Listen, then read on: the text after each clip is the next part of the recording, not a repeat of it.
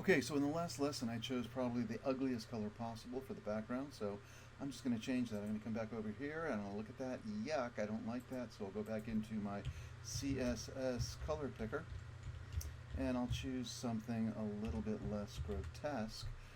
Let's say, for instance, I choose something more in the gray family, and I don't know, maybe I'll choose something down here. So let's see how that looks. Okay, I'm going to go ahead and take that, and again, I'll come back into the body, and I'll change this color to gray. So let's give that a shot and see what happens. Save it, come back, and take a look at my page, and anything's going to be better. So, okay. You know what if I just made it gray? Let's try that. I'm just going to go ahead and change this to normal, old, everyday gray, and maybe that will look better. Yeah, okay. In any case, let's go ahead and move on. I'm going to put buttons right up in here, and so I'm going to put, let's say, 5 buttons, and so I'll have the same look and feel on each page, but as I click to home, and maybe I'll have other pages I can go to. For instance, for my students, I want them to have a portfolio page, an about me page, and my family page, and so forth. And so you'll click on these buttons and we'll go to the different pages. So before we can actually make that functionality happen, let's go ahead and make the divs. And so I'm going to go right inside my nav div. Nav is for navigation. And I'll go ahead and drop this down and I'll put these button divs in here. And so to do this, I'm going to go ahead and just make another div. And this is going to be for my button div, and I'll go ahead and copy these in, and I'll go ahead and say class equals button div.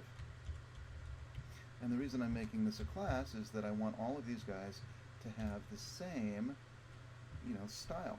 And so I'll just make one style, and since this is a class, I can apply it to multiple divs. And so down over here, I'll go ahead and make a button div. And so let's go ahead and copy this guy and paste him down. Incidentally, when I made my first wrapper div, I had this margin auto, which I want, but I don't need that in all these other guys. I started copying that down, so I'll just get rid of him all the way through, and I'll get rid of that guy, and all the way down here.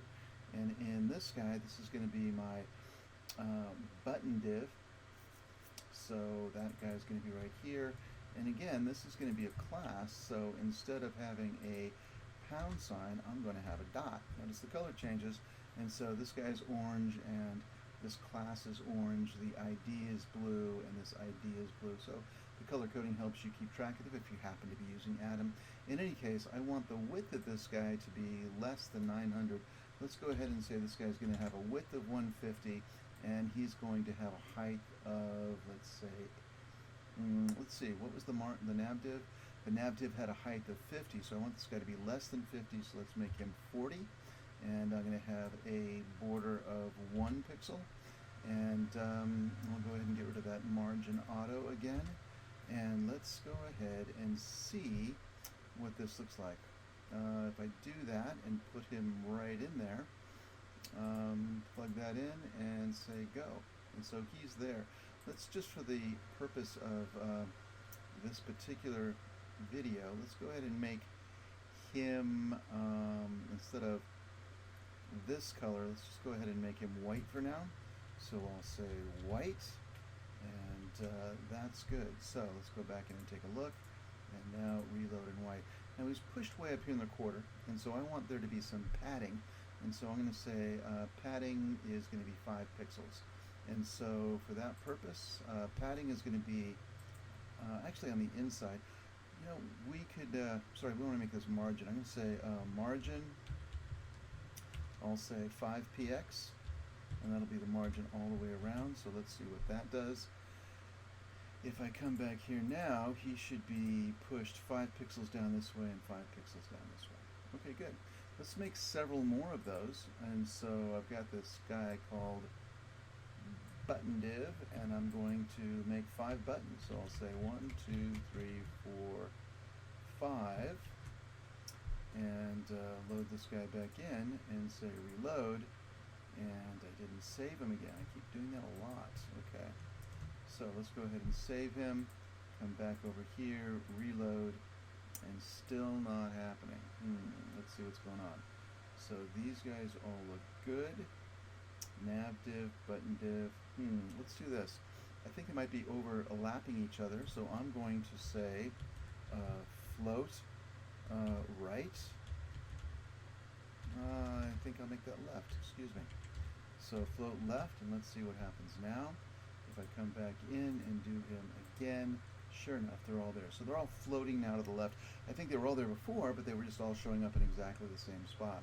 Now I'm going to give it a little bit, I want these guys to be evenly spaced, so if I just give it a little bit more padding on the left, or a little bit more margin on the left rather, I can do that right down here. So I'm going to go ahead and say margin hyphen left, and let's give it a little bit more than 5 pixels. Let's say we make it 10 pixels, and so at this point, reload it, and they all move over. So 10's not quite enough, let's make it 20, and I'm just going to kind of tweak this. I'm not actually going to do the math because I think it'll be easier just to play with it until I get it right. That's pretty close. Looks like I have about the same here as I have over here. We got a nice evenly spaced in the middle, so I'm going to leave it right like that. So those are my buttons, and I can go ahead and put text in them. I can say, for instance, home. Let's do that. Let's go ahead in here and say, for my first button div, I'm going to say home. And let's see what happens with that. If I put that in, the padding is not going to work right, but let's see what happens. Sure enough, home goes right there. And I can put padding in, so padding is on the inside. I'll talk more about this in the next lesson. But padding, let's say that's equal to 15px. And if I look at that again, it'll probably look a little bit better. And that is okay. Problem is, it's giving me 15 and 15, so everything got pushed over. So to take care of that, I'm going to have to change my button div. I'll change this guy maybe down to 20, and this guy down to 30. And so now, again, it's just a matter of tweaking. So let's see what happens with that. Again, I'm getting closer. I'm going to have to tweak this a little bit. Let's go ahead and change this to 15, and let's change this to the width is going to be 110, and now I'm going to be a little bit closer. At least they'll all get up on the same line.